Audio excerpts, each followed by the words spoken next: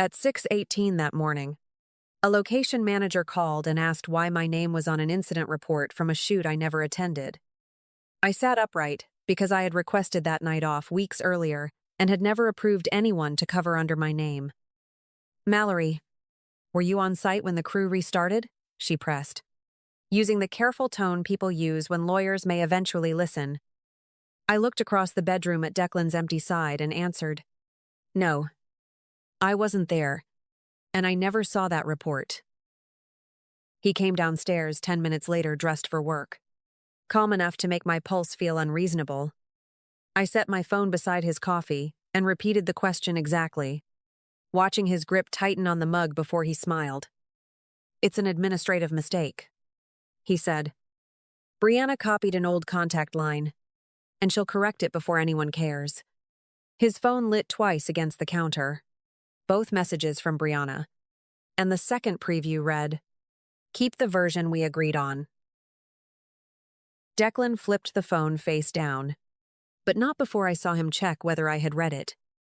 "What version?" I asked, keeping my voice level because anger would have given him something easier to answer than those words. He leaned against the counter and said the crew stayed late. Someone got hurt, and everybody was trying to keep a small production problem from becoming a shutdown. "Your name was probably pulled from the permit packet," he added. "It doesn't mean anything." That was the first statement I knew was false, without needing anyone else to confirm it. Location coordinators did not appear on accident, reports by accident, and a corrected permit could not explain why someone wanted a shared version of events. I told him, "Have Brianna remove my name today." And he nodded too quickly, already reaching for his keys. He kissed my temple, paused at the door, and warned, "Don't call anyone until I fix this." I watched his car leave while the report number remained open on my phone. Attached to an incident I had never witnessed, and a story two people had already practiced together. I returned to the production office that afternoon because I wanted my name removed before Declan called it harmless again.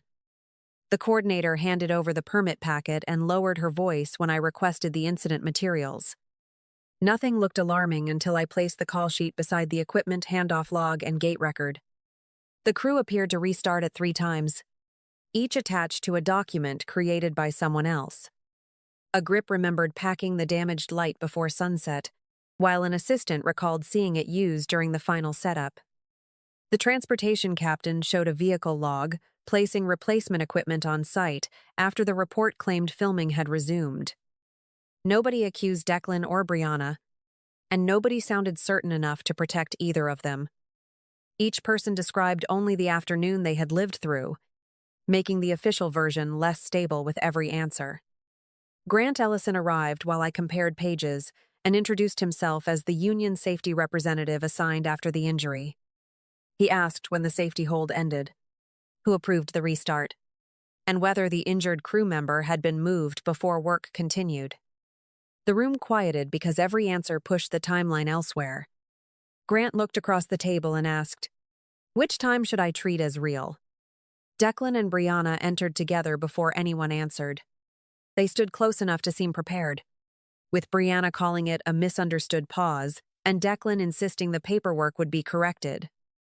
Their language matched too neatly, even when Grant repeated the question differently.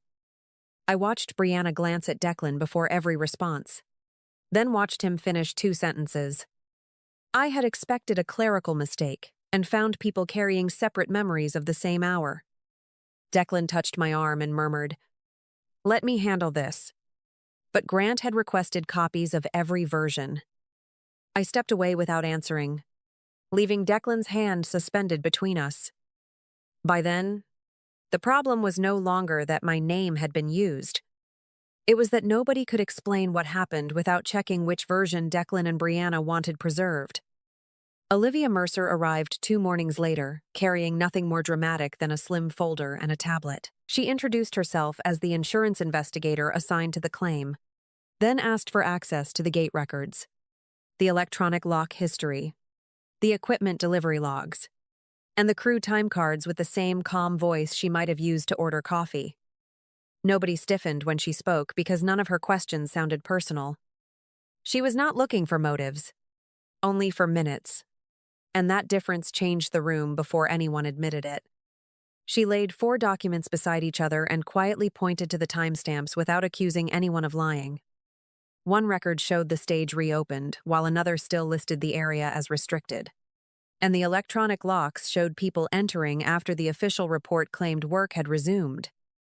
"I'm only trying to understand the sequence," she said, sliding the papers back together. "If the sequence is correct, every document should support the next one." Declan waited until several people drifted toward the hallway before pulling Brianna aside, believing nobody noticed that they never discussed the injury itself anymore. I caught fragments as they stood near the conference room door, with Brianna insisting they needed one clean timeline and Declan answering that minor corrections happened on every production. "Then make everyone use the same one," she whispered, and he nodded without hesitation, as though consistency mattered more than accuracy. Neither of them realized Olivia had already copied every version before they ever began talking. That afternoon, Derek Lawson, the director, walked into the office carrying a printed email with his own signature attached to an approval he had never written. He placed it on the conference table, looked directly at Declan, and said he would be retaining independent counsel before participating in another internal meeting. Nobody argued with him because the email existed, and the only question left was how it had reached the file. The room felt noticeably smaller once Derek stepped back from the table and refused to discuss the matter any further. Declan tried to stop him in the hallway, promising they could straighten everything out together. But Derek only replied that he intended to protect himself before protecting anyone else's story. Brianna stood motionless, watching him leave. And for the first time, I saw uncertainty replace the confidence she had carried since this began. The alliance they had built depended on every person repeating the same version. Yet the unsigned email sitting on that table had already broken that assumption before either of them understood it. The pieces settled into a shape I could no longer dismiss as paperwork. A lighting technician had been injured after filming resumed. Before the safety hold had been cleared, and every document I had seen was trying to erase the gap between those two moments. If the timeline remained intact, the client could suspend the campaign while the insurance review widened. Declan and Brianna had chosen to protect the production by changing less than an hour. Grant kept asking the same questions because the questions had not changed. Who cleared the stage? Who approved the restart? And why did 3 records place that decision at different times? Nobody raised a voice. But each answer drifted farther from the one before it. The room grew quiet as people realized that remembering honestly might place them against the official version. Olivia called another meeting and set 3 revised documents on the table. The call sheet now matched the equipment log, but the electronic access history still showed crew members entering after the report claimed filming had resumed. When one correction creates another conflict. "I need to know which record changed first," she said. Declan called it routine administrative cleanup, and Brianna agreed before Olivia had finished closing the folder. That was when I stopped seeing 2 professionals struggling to reconstruct a chaotic afternoon. They were protecting the paperwork instead of explaining what had happened to the injured technician. And every correction moved responsibility away from the decision to keep filming. Around the table, people stopped watching Olivia and began watching one another. Nobody knew whose memory would become the next problem. By the end of the meeting, no one had accused Declan or Brianna of deliberately altering the timeline. No accusation was necessary because the timestamps, revisions, and access records were already moving through the insurance process exactly as submitted. I followed the others into the hallway while Declan remained beside Brianna, speaking too softly for anyone to hear. The matter had moved beyond our marriage, and the system no longer cared what either of them intended. It only cared whether each recorded minute belonged where they claimed it did. The client froze the remaining payment before noon, using the unfinished insurance review as the only explanation. By lunch, both upcoming productions had been placed on hold, and the office phones stopped ringing with routine questions. Nobody announced that Declan had caused it, but crew members began declining his calls and checking whether their names appeared on revised documents. The industry did not need a formal statement when uncertainty was already traveling faster than one. A producer I knew sent one careful message asking whether the rumors were true, then withdrew from a project before I could answer him. Declan came home late and kept his coat on while he insisted. The client is protecting itself. That's all. Once Olivia closes the review, the money moves. The shoots restart. And everyone forgets this happened. I watched him pace through the kitchen, repeating the sequence as if saying it smoothly could make it true. When I asked whether Brianna believed him, he answered, "She understands how these things work," without looking at me. The next morning, I heard Brianna confronting him behind the conference room door. "You said the revised timeline would end this," she pressed, while Declan lowered his voice and promised, "We only have to get through the first interviews." She reminded him that 2 productions were already delayed and that people were refusing to confirm availability. His reply came too quickly. Nobody is walking away over one insurance question. Olivia ended that confidence with a single email requiring every person connected to the restart decision to be interviewed separately. No shared meeting, no combined statement, and no opportunity to hear which details someone else had already given. Brianna read the message twice, then asked Declan, "What exactly did you tell her about the equipment delivery?"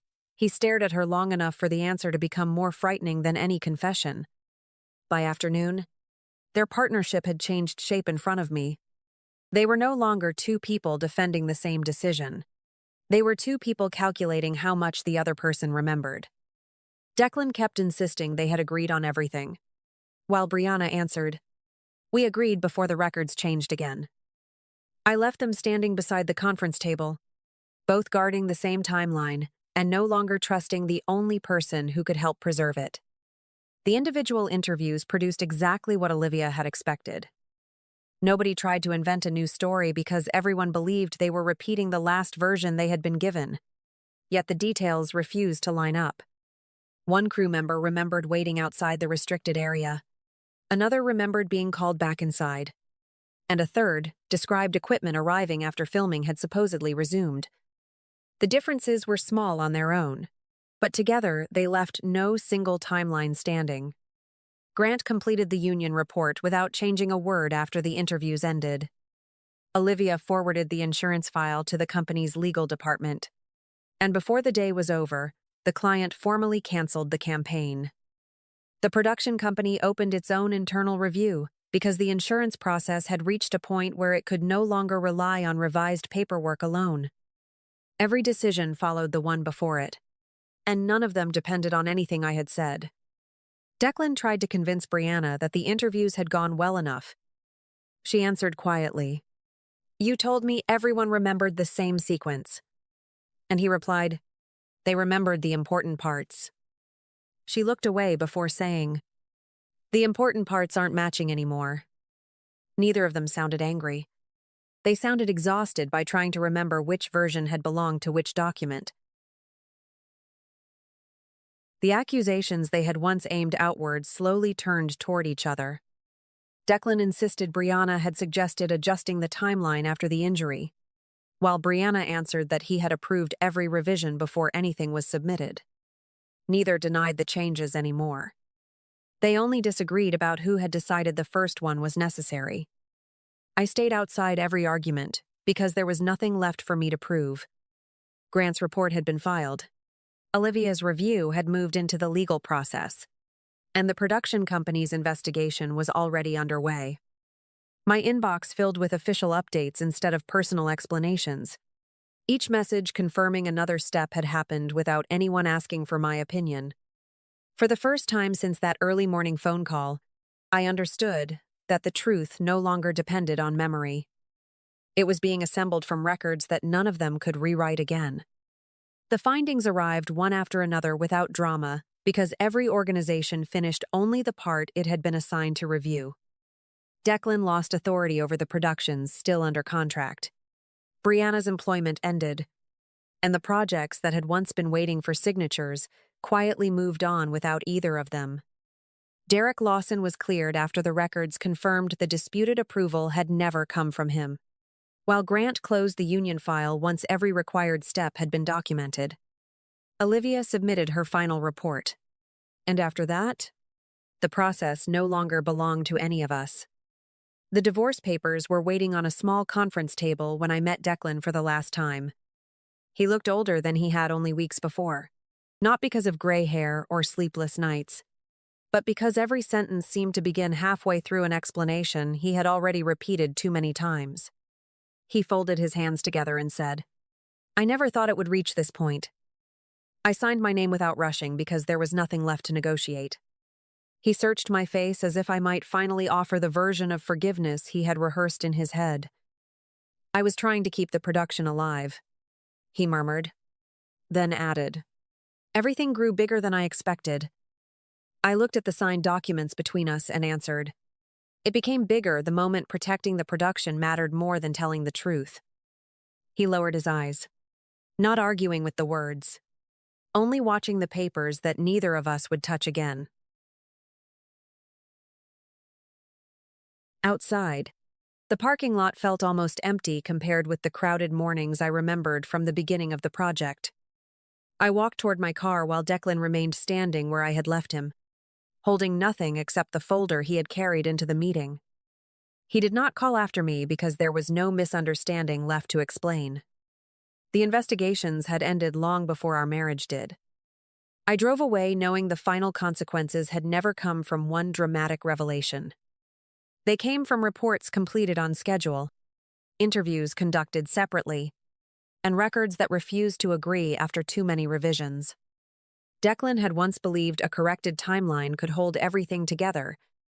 In the end, the only timeline that remained intact was the one built from the evidence no one could rewrite. Several months later, I was coordinating documentary productions along the Olympic Peninsula, where the schedules were quieter, and every morning began with weather reports instead of crisis meetings. The work demanded the same attention to detail, yet every completed checklist now meant exactly what it said. Nobody asked me to explain missing minutes or corrected records anymore. For the first time in a long while, I finished each day without wondering whether someone else's decision would become my responsibility. One afternoon, while our crew prepared for another outdoor shoot, a producer I had just met mentioned an old Seattle production that had become an industry lesson. He shook his head and remarked, "People still bring it up whenever someone suggests fixing paperwork after the fact." I recognized the story without hearing a single name because the details no longer belonged to the people involved. They belonged to the consequences everyone else had watched unfold. What stayed with the industry was never the affair. It was the choice to protect a production by changing a timeline that should have remained untouched. And every investigation afterward simply followed the records already in front of it.